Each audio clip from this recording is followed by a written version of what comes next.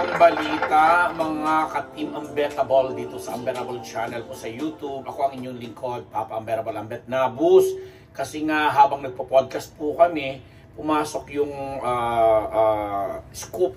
Actually, ano lang naman. Kasi nagpa-press con itong, may press con kasi for them. Alam ko para sa pelikula, sa project niya to, ano, ni Maziris Racal. Nalungkot lang kami kasi parang sa kalagitnaan, na-confirm ngayon na wala na pala sa ni Rico Blanco, and this has been going on for quite some time now. So, syempre, nakakalungkot dahil alam natin na naging maganda ang pagsasama nila, maayos naman ang pagtanggap sa kanila din ng mga kapwa nila, mga artista, especially their families. And alam mo yon, yung na-inspire ang marami kasi maganda yung naging collaboration nila, kahit pa nga sabihin parang tito na lang ni Maris itong si, ayoko sabihin tatay, baka may maraming bagalan. O may edad, mas may edad talaga na malayo ang agwat ni Rico Blanco kay Maris. Maraming natuwa, na-inspire at the same time kasi yung naging collaboration nila, especially sa aspeto ng pag-compose ng songs, pag-areglo ng music, and alam mo yon, pagiging mga artist nila, musicians, maganda ang nakikitang future supposedly. But ngayon nga po, as of today, July 12, kinumpirma na ni Maris via an interview sa isang podcast o press con na it's over. So hindi naman nag-elaborate na mga reasons. Marami siyempreng alam mo yun, gustong malaman ano ang posibleng reason, pero kami dito sa Unbettable channel, titingnan na lang siguro namin for now na siguro nga matindi yung pinagdadaanan or may matinding rason for them to break up. Pero syempre, i-wish pa rin natin na sana nga kagaya ng ibang mga couple dyan or mga partners, na sana pinagdadaanan lang nila ito. Hindi pa ito official. Hindi pa ito official. Nakakaloka ako, ano. Although, syempre, doon sa mga ibang tinitingnan ito bilang bahagi ng isang malaking promo. Kasi at this very time, si Maris is very busy with several projects. May mga endorsements siyang ginagawa kasama ang kanyang partner sa screen, ang kanyang katandem na si Anthony Jennings. Na nag-click ang kanilang samahan mula nang magsama sila sa Can't Buy Me Love, and naibalita na nga rin nga po namin, bulol-bulol na tuloy ako dahil dyan kay Maris, na affected ako kasi parang I'm such a fan. I'm a fan of Maris Racal and Anthony Jennings, yung maton. But personally, fan din ako nung relasyon nila ni Rico Blanco, na isa rin sa mga hinahangaan kong mga musicians. So, alam natin busy si Maris, as I was saying, maganda ang kanilang tandem combination nila ni Anthony, na happy rin naman siya siguro sa love life niya, and happy siya sa love life niya. And nasad ako talaga, ano ba yung sasabihin ko? Nakakagulat. Kasi yung pagiging kikay-kikay, parang kailan lang ang dami ko nakikitang mga TikTok post na mga snippets doon sa movie na ginawa niya, na kasama niya sina Enchong D, sina Kim Pidelion, sina Gladys Reyes, di ba? Na kikikayan siya doon, yung ano yun, Here Comes the Groom ba yun? Pagkatapos, ito nga sa kanila ni Anthony, kapapanood ko lang actually, kaya ako mas napapadalas kumain ngayon sa Mang Inasal dahil gusto ko yung ad nila sa Mang Inasal. So ganung klaseng mga supporters tayo na nabalitaan natin, although alam na natin, ipinapatronize natin yung Mathon. Pero personally, sinusuportan din natin si Maris siyempre with Rico. But the thing is, kagaya ko na isang fan, sabi ko, sana nga hindi pa ito final, hindi pa ito official. Though, nagpahayag na nga si Maris na natumbok yung parang nasahagi ang kanyang emosyon, ang kanyang emotional state.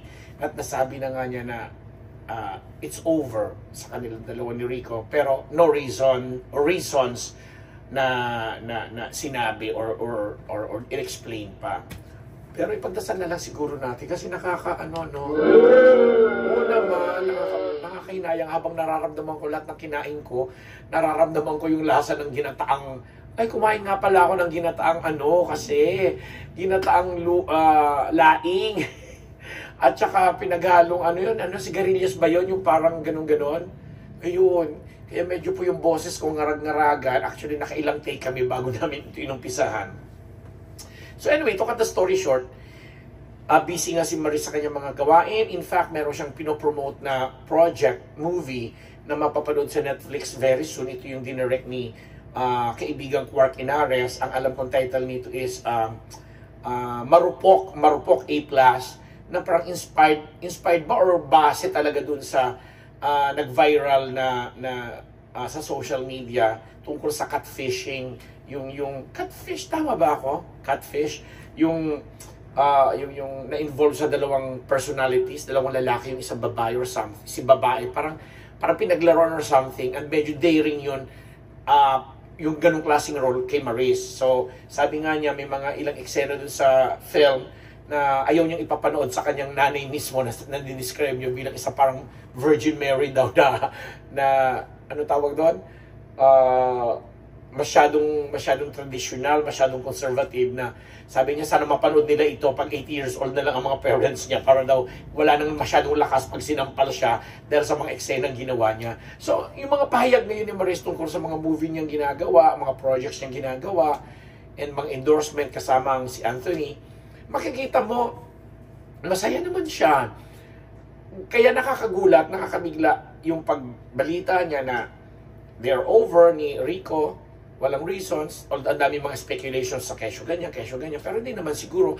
Gusto rin namin tanggalin yung lumulutang na issue na sinasabing baka daw nade-develop na siya kay Anthony Jennings.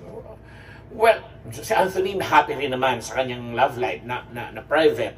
And we would like to assume na partnership lang talaga kasi ngayon naman talaga tanggap na sa showbiz yung kahit hindi kayo in real life at may mga individual kayong partners, dahil maganda ang tandem ninyo, kombinasyon niyo, tinatanggap kayo ng mga shippers diyan, mga supporters, etc. So wag na lang natin po siguro gatungan ng kung ano-ano pa kasi ang ipagdasal natin, yun, mas maayos, especially now na si Maris nakikita natin na nalulungkot, she's very sad.